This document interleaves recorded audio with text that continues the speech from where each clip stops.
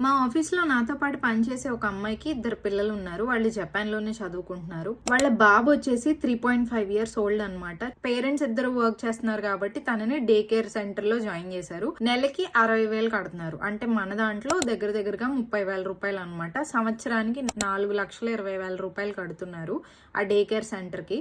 So అక్కడ వాళ్ళు ఎలా ఆ పిల్లల్ని చూసుకుంటారు, ఏమేమి నేర్పిస్తారు అనేది ఈ వీడియోలో నేను చెప్తాను. డే కేర్ సెంటర్స్ అంటే తెలిసిందే కదా, తల్లిదండ్రులు ఇద్దరు పనిచేస్తున్నప్పుడు పిల్లల్ని ఎవరు చూసుకోవడానికి ఉండరు కాబట్టి డే కేర్ సెంటర్స్ లో చూసుకుంటారు. పిల్లల్ని చూసుకోవడంతో పాటు వాళ్ళకి టాయిలెట్ ఎలా యూస్ చేయాలో నేర్పించడం, ట్రాఫిక్ సిగ్నల్స్ ఎలా ఫాలో అవ్వాలి, అలాగే చాప్ స్టిక్స్ తో ఎలా తినాలి. ఇక్కడ అందరూ మనం చేతులు ఎలాగైతే వాడతామో జపాన్ లో అందరూ చాప్ స్టిక్స్ వాడతారు అనమాట. సో వాటితో ఎలా తినాలి, ప్రతి పని ఇండిపెండెంట్ గా ఎలా చేయాలని చెప్పేసి వాళ్ళు చిన్నప్పటి నుంచి వాళ్ళకి అలవాటు చేస్తూ ఉంటారనమాట. ఇక పేరెంట్స్ వర్క్ చేసుకోవడానికి వెళ్ళిపోతారు కాబట్టి వాళ్ళ పిల్లలు ఆ రోజంతా ఎలా స్పెండ్ చేశారు ఏంటి అని తెలియడం కోసం వాళ్ళ దగ్గర ఒక యాప్ ఉంటది అనమాట.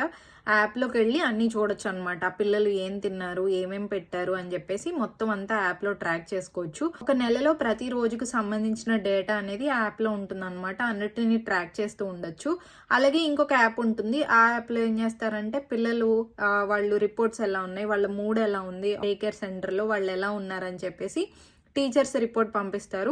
ఆ ప్రోగ్రెస్ కార్డ్స్ కానీ వాళ్ళ హైట్, వెయిట్, హెల్త్ అన్ని పంపిస్తారనమాట. అలాగే పేరెంట్స్ కూడా ఏం చేయాలంటే ఇంట్లో ఉన్నప్పుడు పిల్లల మూడ్ ఎలా ఉందని చెప్పేసి పంపించాలన్నమాట. ఒక చిన్న నోట్ లాంటిది రాసి ఆ మూడ్ ఎట్లుంది, హ్యాపీగా ఉన్నాడా, సాడ్గా ఉన్నాడా అని చెప్పేసి ఇలా మానిటర్ చేస్తూ ఉంటారనమాట.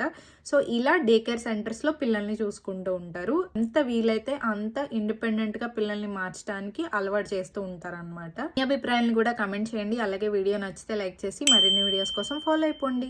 Bye bye.